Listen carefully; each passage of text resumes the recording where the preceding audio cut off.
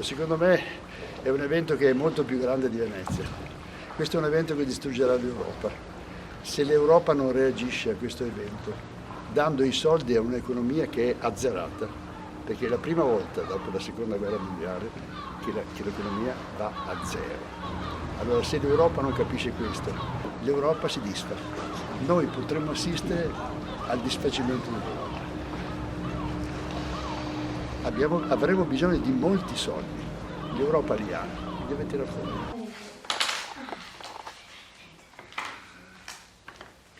Questo è semplice però, Molto semplice.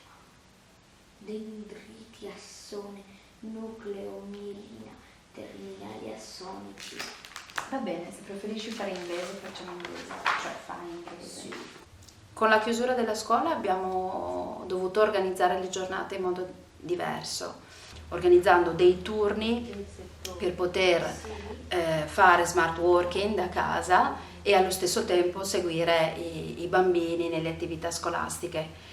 E abbiamo organizzato dei gruppi di confronto e di condivisione tra bambini via Skype, in modo tale che abbiano comunque la possibilità di parlare tra loro e di confrontarsi rispetto ai compiti e alle lezioni svolte.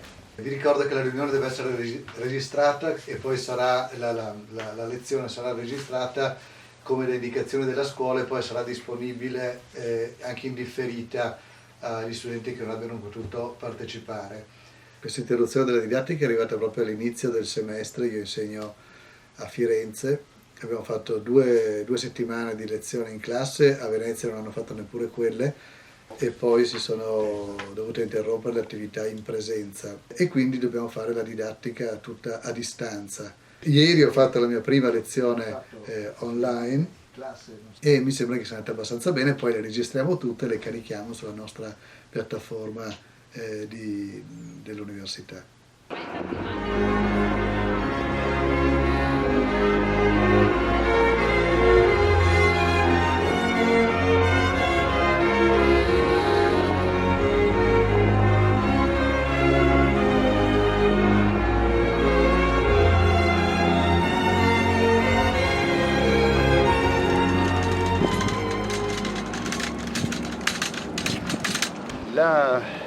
La natura, non lo so, le cose danno sempre dei segnali, no?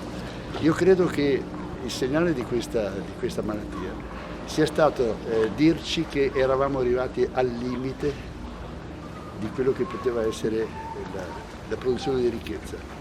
Eravamo arrivati, secondo me, al limite di un lusso finto, era tutto finzione. Allora la ripresa, cioè quando riprenderemo, non è ripresa dal vecchio, è ripresa da zero. Quando riprenderemo saremo delle aziende nuove.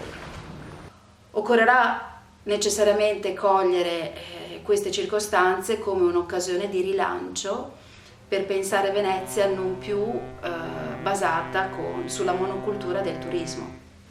Quanto a Venezia, credo che forse si possa farsi una riflessione sulla mobilità anche turistica, questa idea che uno debba andare dappertutto, che sia facile raggiungere qualsiasi luogo. In realtà qualsiasi luogo, quando è raggiunto da troppe persone, non diventa più così bello come era prima.